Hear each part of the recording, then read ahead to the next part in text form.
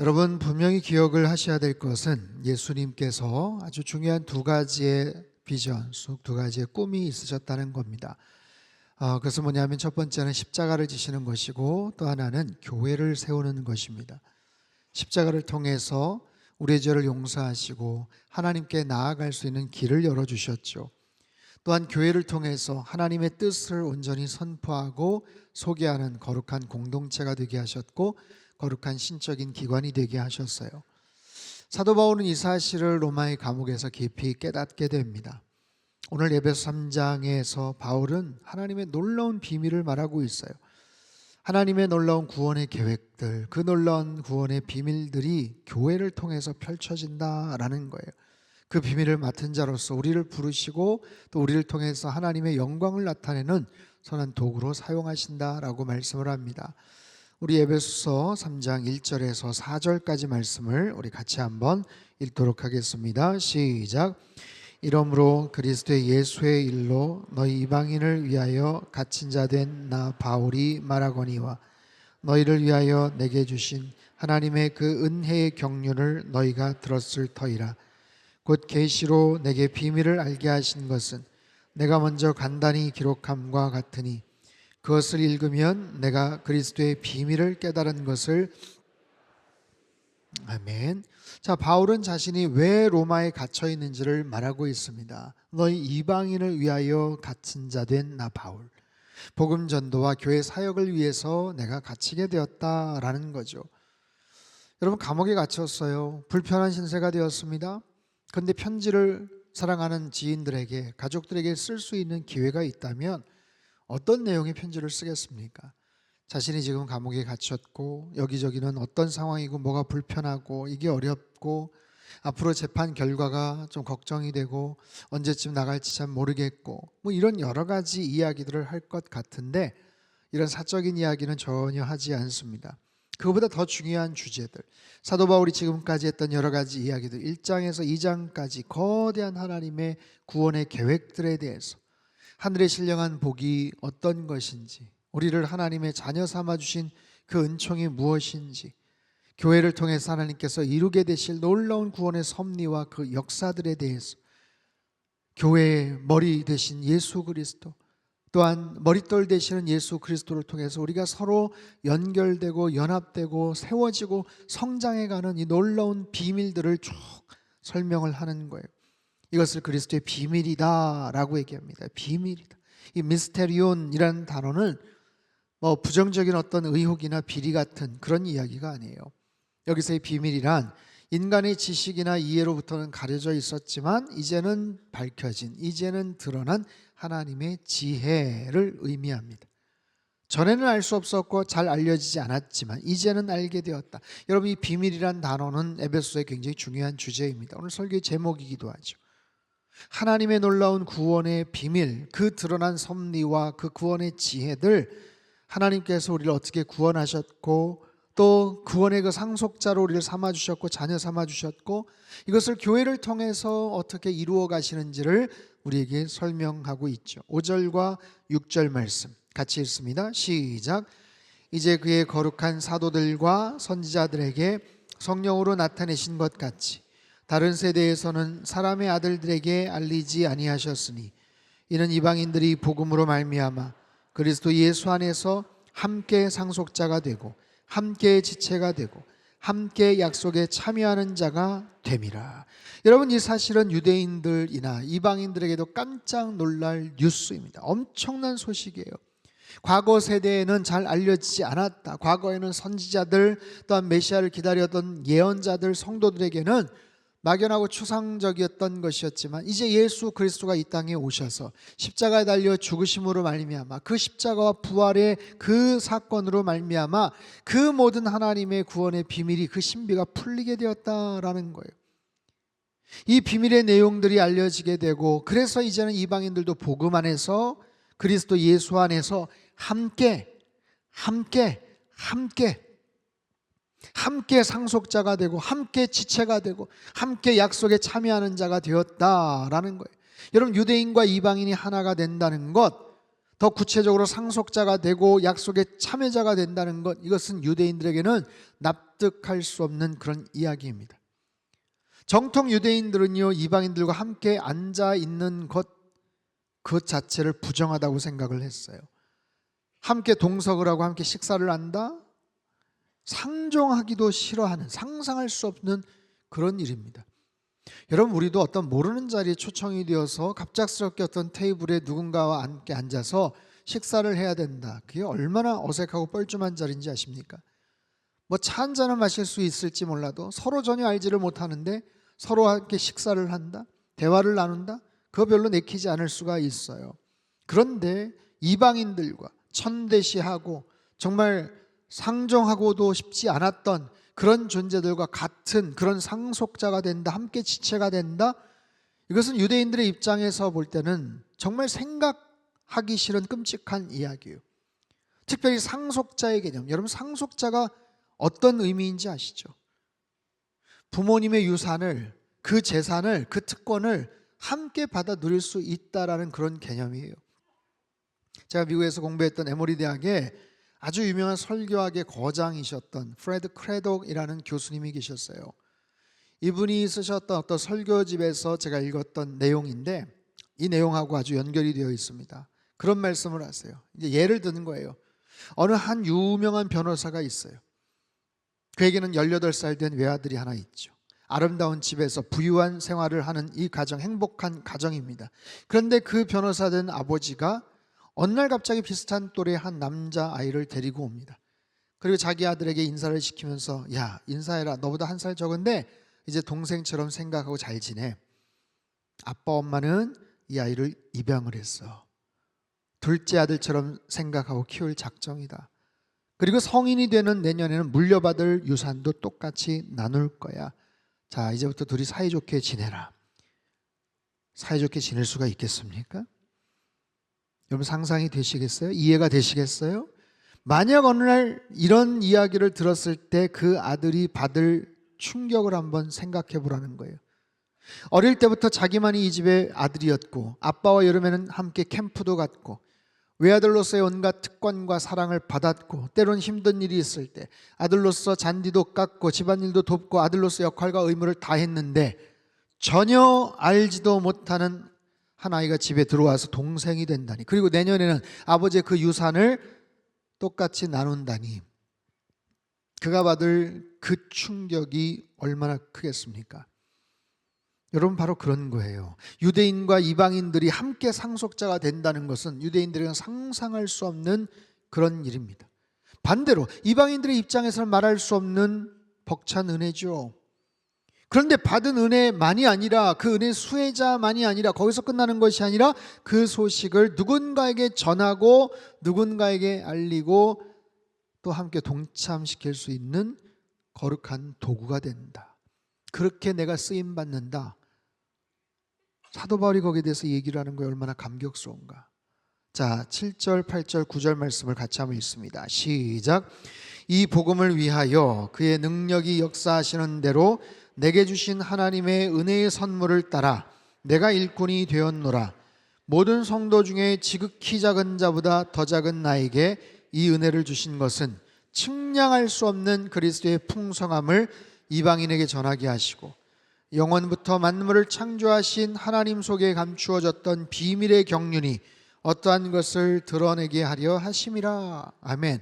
내게 주신 은혜의 선물을 따라 측량할 수 없는 그리스도의 풍성함을, 측량할 수 없는 풍성함. 이 성서학자들이 이 단어를 여러 가지 모습으로 노력해요. 해석을 하려고, 설명을 하려고 노력을 합니다만 이게 설명이 잘 안 돼요. 측량할 수 없는, 헤아릴 수 없는, 깊이를 잴 수가 없는, 그 끝을 알 수가 없는, 추적할 수 없는, 탐구할 수 없는, 무한한, 셀 수 없는 바로 그런 엄청난 그리스도의 풍성한 그 은혜의 비밀을, 나에게 놀라운 은혜를 주셨는데 부족한 나를 통해서, 지극히 작은 자보다 더 작은 나를 통해서 이 소식을 전하게 하는 귀한 일들을 감당케 하셨더니 바울 사도는요, 이 사실을 묵상하면서 자신의 과거를 떠올리는 거예요. 자신의 과거를 회상하는 거예요.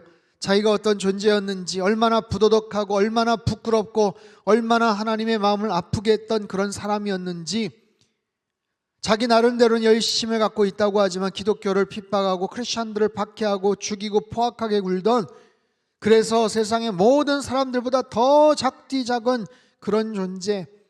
자, 디모데전서 1장 13절에 15절 말씀입니다. 같이 읽죠. 시작.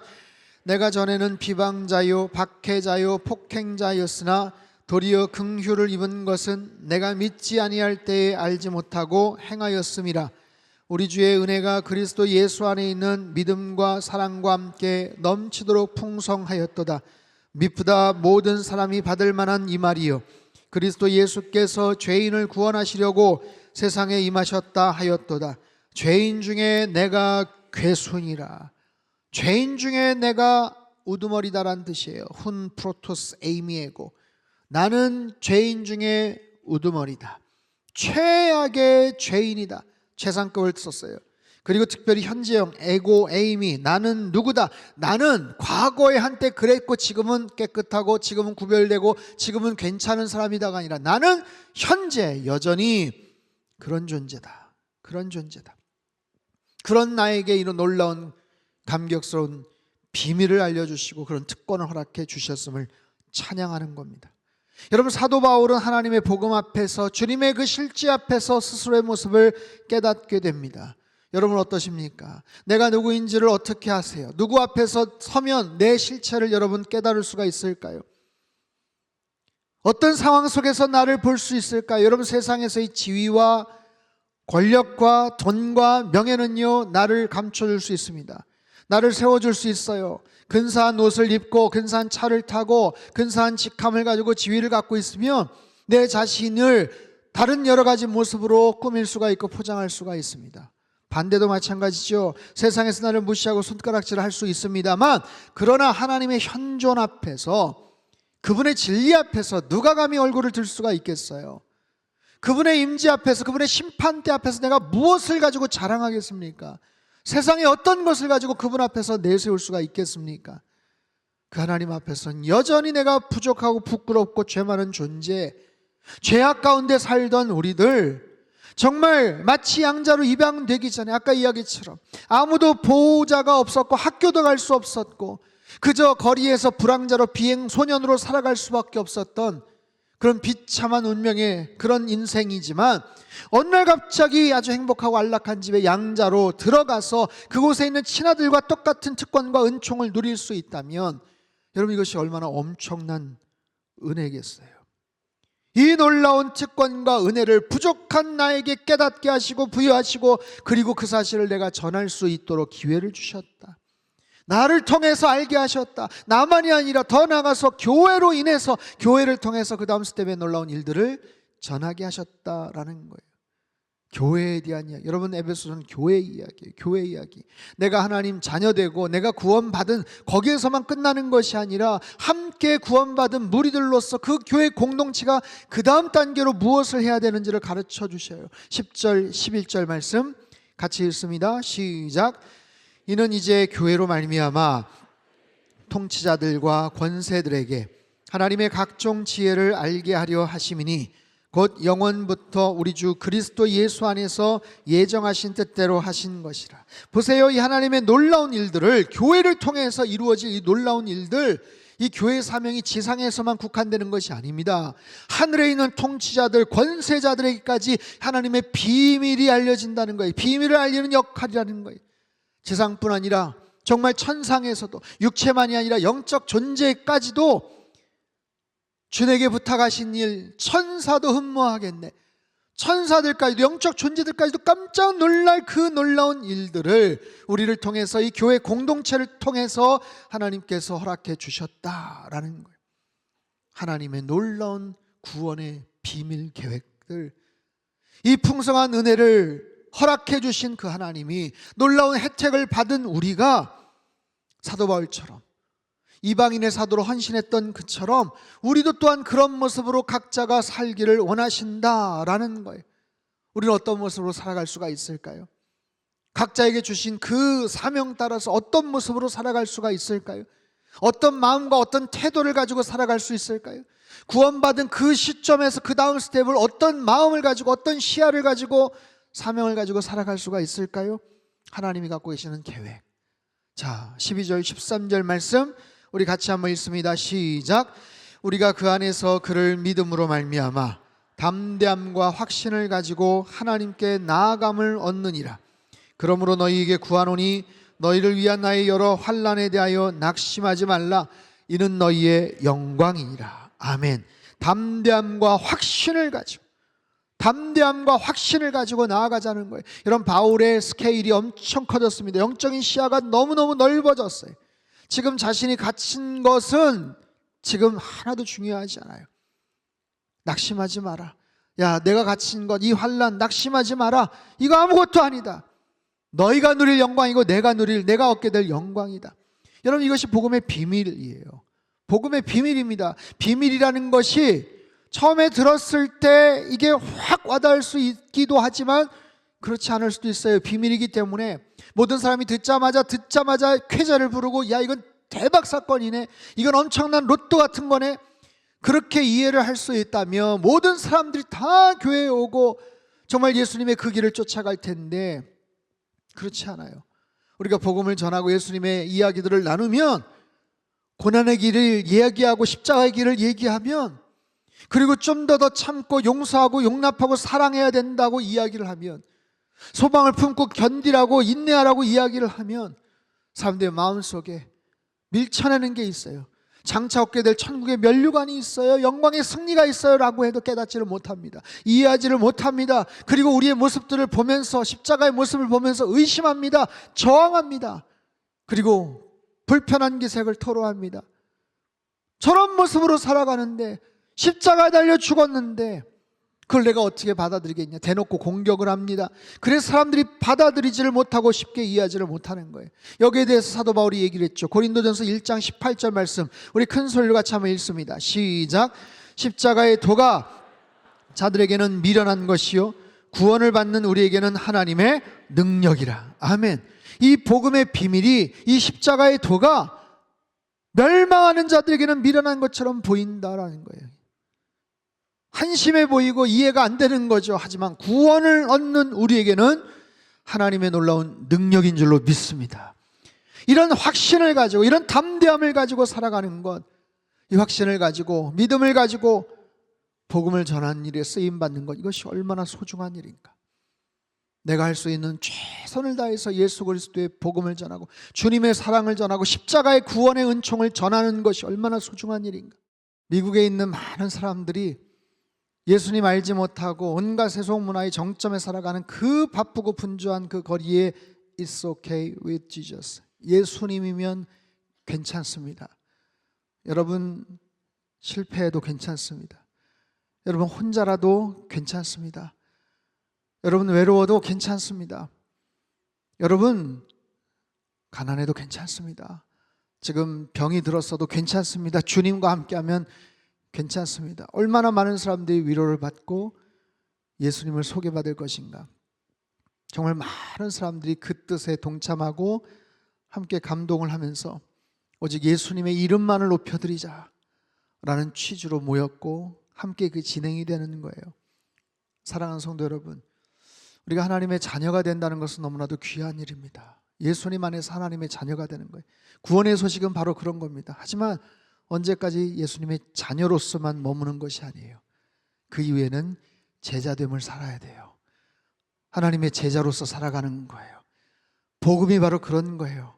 예수 믿고 복 받고 예수 믿고 천국 가는 것, 거기에서만 머무는 것이 아니라 그 사실로 인해서 내가 얼마나 부끄러운 존재고 얼마나 부족한 존재인데 그런 나를 사용하셔서 하나님의 귀한 복음의 사역자로 우리를 사용하신다는 것, 그런 사람들이 모여서 한 교회가 되고 그 교회를 통해서 이 세상의 논리와 여러 가지 세상의 그런 세속적인 가치 속에서 사람들이 추구하고 달려가는 그곳에 예수님만이 우리의 참된 소망이요 구원이요 생명임을 증거하는 것, 그런 모습으로 살아가는 것, 그리고 그런 일들을 마음껏 알리는 것이 바로 하나님의 사람들의 역할이고 이 땅의 모든 교회가 해야 될 사명이라고 지금 말씀하셔요.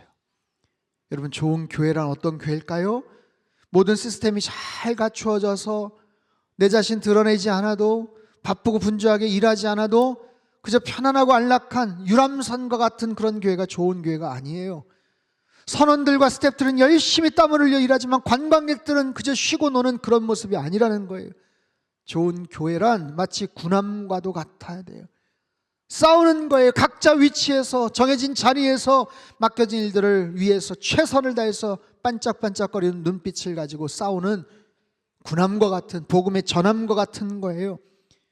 이 지역의 어떤 특정한 건물과 공간으로서의 교회가 교회의 전부가 아니에요. 세상에 얼마나 다양한 모습의 교회들이 있는지 몰라요. 이번에 지리키도 갔다 왔지만 광야 지하 동굴에서 굴을 파고 숨죽이면서 햇빛 보기를 포기하면서도 믿음을 지키고 공동체 생활을 했던 갑바도기아 테린 구유에 지하 8층 10층 그 지하에서 숨죽여 살았던 믿음의 사람들, 그들도 교회 공동체예요. 이제 잡혀 끌려나가면, 이제 이름이 호명이 되면 원형 경기장에 나가서 사자밥이 되겠지만, 그럼에도 끝까지 믿음을 잃지 않고 서로에게 응원과 신뢰와 사랑의 눈빛을 교감했던 초대교회 믿음의 사람들, 그들의 모습도 교회예요. 엊그제 7, 8천 명 모여서 함께 예배를 드리고 찬양을 했고, 아무도 자신의 이름을 드러내려고 하지 않았어요. 왜 내 이름이 빠졌냐고 뭐라고 항의하지 않았어요. 오직 예수 그리스도의 이름만을 드러내고 그분이 지금까지 행하셨던 놀라운 일들을 함께 찬양하고, 앞으로 행하실 놀라운 일들, 미주 지역만이 아니라 뉴욕만이 아니라 일본, 태국, 또 다른 여러 세계 곳곳에 앞으로 복음 전한 일에 헌신하겠노라고 다짐했던 그 아름다운 모습들이 바로 교회예요. 예수 그리스도를 모퉁이 돌로 삼아 서로 강력하게 서로 연대가 되고 서로 연합이 되고 서로 성장하고 서로 세워져 가는 아름다운 그런 교회, 저는 우리 상당교회가 그런 아름다운 그런 영적인 그런 선교적 교회 공동체의 정체성을 가지고 더욱더 힘있게 세워져가고 하나님의 기쁨이 되는 그런 귀한 교회 되기를 주님의 이름으로 축복합니다. 그러려면 어떻게 해야 돼요? 여러분 한 분 한 분이 바르게 세워져야 돼요. 여러분 한 분 한 분이 사역자예요. 여러분 한 분 한 분이 움직이는 교회인 거예요. 하나님은 저와 여러분을 사랑하시는 줄 믿습니다. 우리에게 말씀하세요. 주님의 교회가 되라고 말씀하세요. 건강한 교회가 되라고 말씀하세요.